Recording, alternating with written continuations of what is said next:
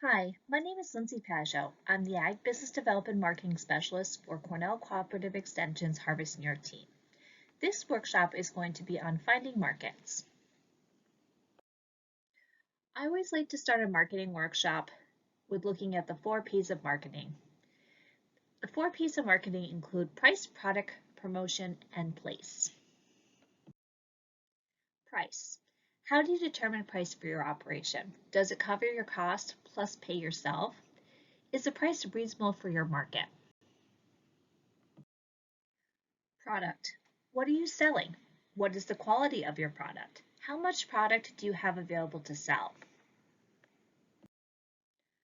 Promotion. How are you planning to advertise your product? Is it through a website, social media, a newspaper, or word of mouth?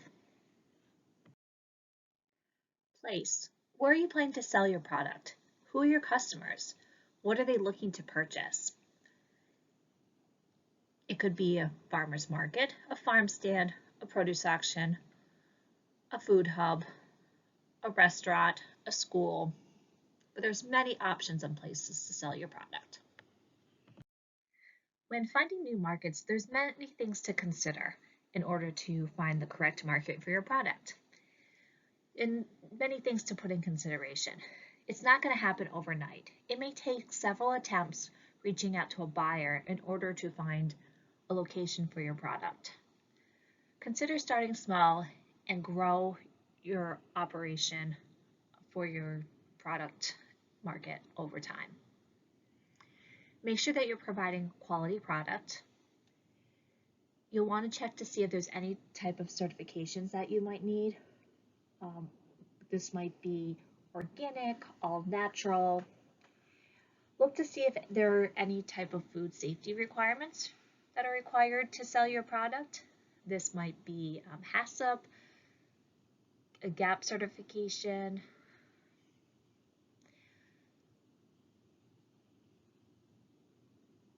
More than one interaction with a company might be necessary in order to find a location for your product.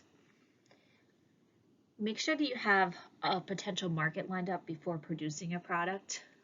I understand that this can potentially be difficult at times, but have some type of outlets available.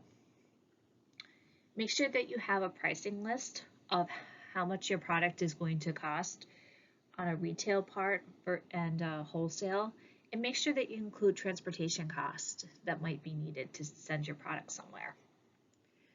Provide accurate product descriptions for each of the products that you're producing, and make sure that when you're presenting your products that you're providing as much professionalism as possible. So having a price listing, product descriptions, and quality products is going to get you further with a buyer on the professional side.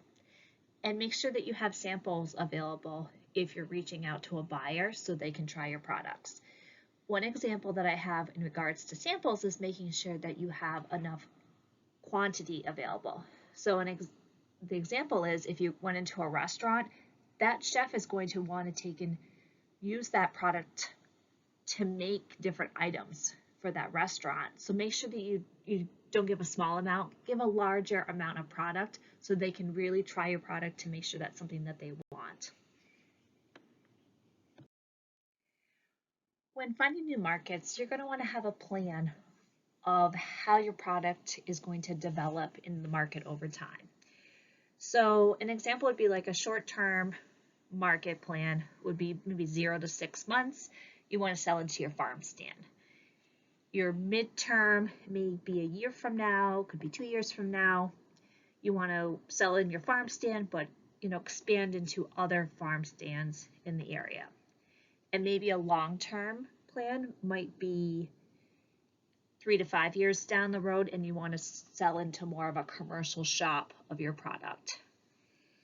But when it comes down to the short-term, midterm, and long-term planning for your markets, you're going to want to reassess this almost on a regular basis to make sure that you're able to keep up with the demand for the market you're going to be selling into.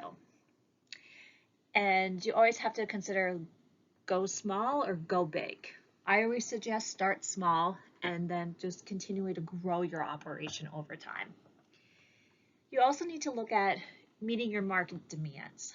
This includes making sure you have the correct price to go into that market, make sure that you can provide product specs, and be able to provide samples out to those different outlets so that, as that past example I suggested, in a midterm, you're going to be selling to other farm stands. They're going to want to try samples, especially when you get into that longer term market of selling in the commercial shop. They're going to want to have samples available of the products. Making sure that you can keep up with your orders. So that would include making sure that you're providing the right quantity for each of these different markets. And then how are you going to process the different demand into the market? Is it going to be like an online platform, or is it just going to be phone calls or emails?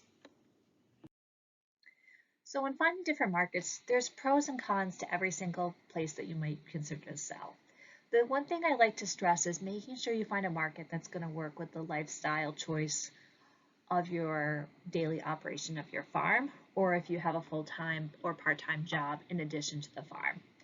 So each of these different examples of places to sell, CSA, UPIC, groceries, cooperative, farm stand, produce auctions, farmers markets, restaurants, or through a distributor broker, will have those pros and cons.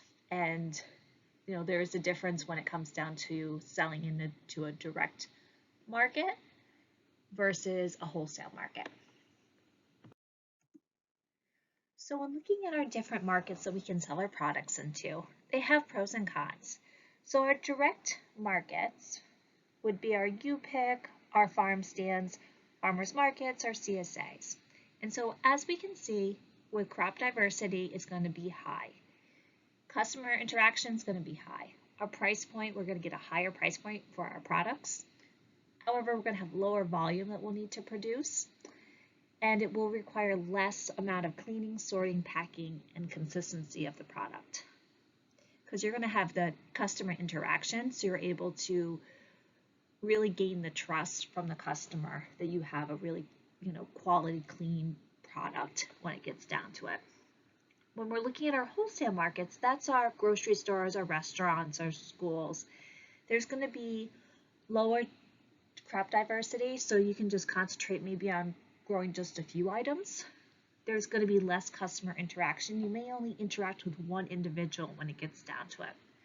You are going to receive a lower price point for your products, but it's going to require you to have higher volumes from the buyer side, because they're going to want a large amount of product from you. It is going to require more cleaning, sorting, packing, and consistency when it comes down to taking care of your products. So we need to look at our target market. These are some questions to consider. Who will buy my product? Is it an individual versus a buyer broker? Why will they buy my product? Is the product unique, or is it something that you can find anywhere, basically on a daily basis? What will they pay for my product? So at different parts of our state, you'll receive different price points for your product. Where do you expect to find this product? Is it going to be in a farm stand, a farmer's market, a grocery store? When developing a product for a market, you need to consider, what am I going to market? So what is my product? Is it produce? Is it meat? Is it a value-added product such as a beef jerky, a sunflower oil, or cosmetic products? What is the best method to package or present my product? Is it going to be in a crate of vegetables? Is it going to be in a plastic, paper, glass container? And is the product like a liquid or a solid? What's the need or niche does my product fill for that market? So an example might be a specially maple product, and this product might be like a salad dressing, a candy, and this might be a great product for the New York City area when it gets down to it. What type of shelf space is my product gonna fill? Make sure that you focus on, developing a product that is the correct size for a certain shelf space, like an example in a grocery store, And the big focus will be on trying to get that product at eye level for customers to see. What is the stability of the product? Is it going to need refrigeration? Is it a frozen item? And how long will that last? What type of packaging is going to be required? Is it going to be paper, plastic, or glass? Is it going to be a product packaging made of a recycled item or be able to recycle that product? And then will the packaging require safety seals? And then also you want to make sure that you have a really good brand and logo for your product, because selling to certain markets, that brand and logo will make you stick out into the market. So if you sell into like New York City, you're really going to want to have a very quality brand / logo for that market so that it sticks out on the shelves. So when I mentioned about branding and marketing your product, food marketing is a big business. So as we all might have seen these different items, Trix, Cocoa Puffs, Cheerios, Lucky Charms, Applegate, natural and organic meats, and then something maybe similar in a packaging of a frozen item for blueberries. As we can see that these companies have invested a lot of money behind branding their items. But if we look back over time, these different companies have continuously, spend money to reinvent and continue to brand based on the different market trends. So when you're coming up with your brand, your logo, please make sure that you consider that this won't be the brand and logo that you'll have for the next 50 years. You're going to have to look at how things are trending in the market, and you may need to update your branding and your logo over time. Our brand role is to communicate to the customer our quality of our products. So our brand role conveys unique qualities and values, communicates at a gut level, inspires confidence, and saves time. So a customer can basically look at a product, they can see that I'm purchasing an award-winning cheese, a high-protein yogurt, a USDA organic yogurt, locally raised meat that's made into hot dogs.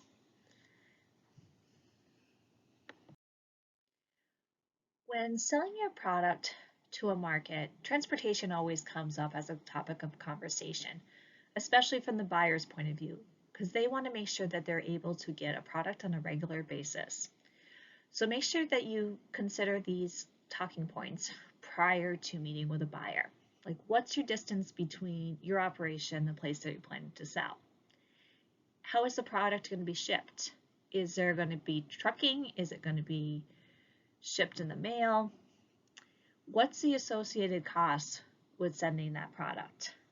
Buyers want to know how much additional cost transportation is going to be. They don't like to hear, oh, well, I'll get back to you.